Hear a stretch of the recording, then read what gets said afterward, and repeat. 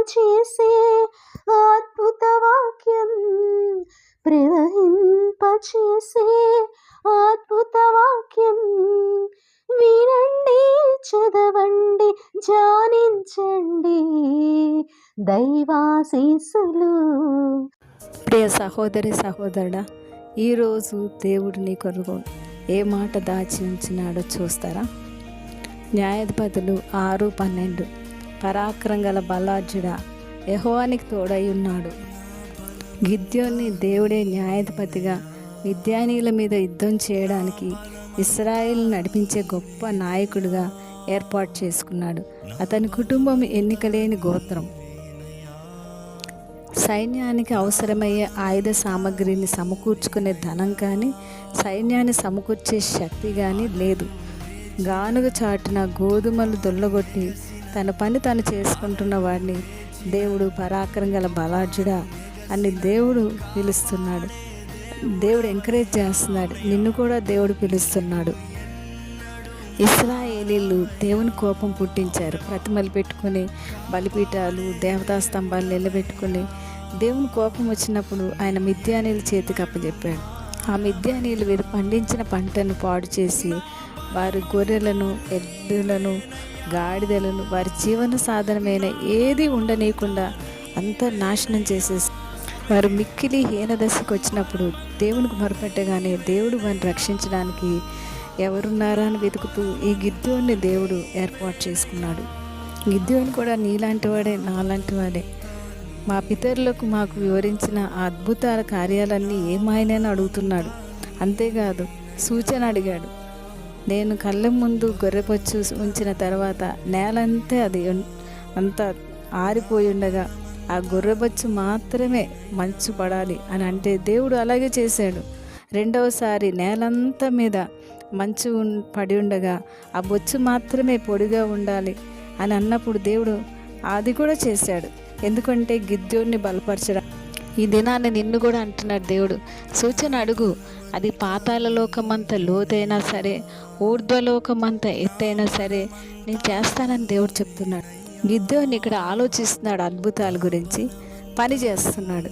అందుకే దేవుడు గిద్యోన్ని ఏర్పాటు చేసుకున్నాడు. దేవుని వాక్యం చదవకుండా, దేవుడు చేసిన అద్భుతాలు నీకు తెలియకుండా, దైవ జ్ఞానం లేకుండా నువ్వేమీ పొందుకోలేవు. నేను వాడుకోవాలంటే నీకు దైవ జ్ఞానం ఉండాలి.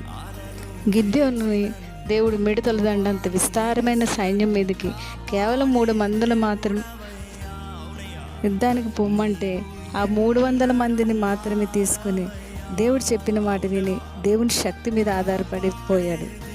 దేవుని ఆత్మ నడిపింపుని బట్టి మట్టి కుండను, ఆ కుండలో దివిటీలను వెలిగించి ప్రతి వాని చేతికిచ్చి బూరలు ఊదుచు యెహోవాకును గిద్యోనుకును విజయం, యెహోవాకును గిద్యోనుకు విజయం అని కేకలు వేశారు. అంతే, దేవుడు మిద్యానీయుల దండులంతటిలో ప్రతి వాని ఖడ్గము వాని పొరుగు వాని మీదకి తిప్పాను.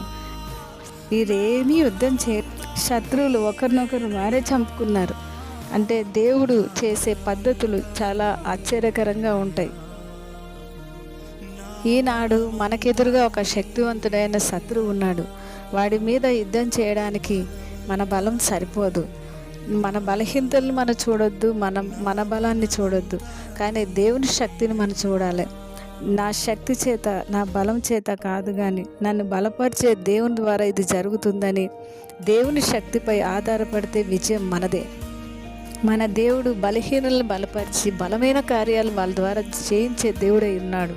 నాకు ఈ ఉద్యోగం రాదు, నేను ఇది చదవలేనని నువ్వు బలహీన పడుతున్నావేమో, ఉచ్చరింప సఖ్యం కానీ జ్ఞానం ఇవ్వగల దేవుడు, నీ ఎదురు ఎవరు నిలవలేరని సెలవిచ్చిన దేవుడు, నీ ద్వారా బలమైన కార్యాలు జరిగిస్తానని సెలవిచ్చిన దేవుడు. నువ్వు దేవుని నమ్ముకో. దేవుని జ్ఞానం ముందు ఏ జ్ఞానం కూడా పనికిరాదు. జ్ఞానం కొద్దిగా ఉంటే అడుగు, నేను ఇస్తా అంటున్నాడు. బలహీనులకు బలాభివృద్ధి కలగజేస్తా అంటున్నాడు. ఇటు గొప్ప దేవుని కలిగి ఉన్నా. నీ శక్తి చేత, నీ బలం చేత కాదు, కానీ దేవుని ఆత్మ చేత నువ్వు సమస్తము చేయగలవు. పరిశుద్ధుడైన తండ్రి, నా జనుల కోసం ప్రార్థించేదానిగా, నా వారందరిని రక్షించుకునేదానిగా నన్ను బలపరచండి, నన్ను మార్చండి. నీవు ఆ విధంగా చేయబోతున్నందుకు నీ కృతజ్ఞతలు. నీ కోట్ల కొలది వందనాలు. నీ పని ఇష్టంగా చేయడానికి మమ్మల్ని స్థిరపరచండి.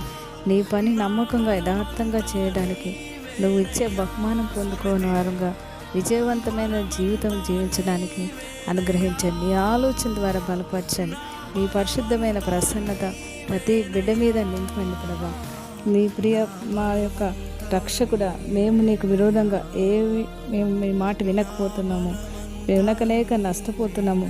శత్రువైన సాతాను శక్తివంతుడు అనుకొని మా బలాలను మేము చూసుకుంటూ కృంగిపోతున్నాము. దేవా, నీ బిడ్డలకు విరోధంగా నిరంతరం పోరాడుచున్న ప్రతి పోరాటంని నువ్వు బలపరచండి. నువ్వు మాలో ఉన్నావు, మాకు తోడై ఉన్నావు.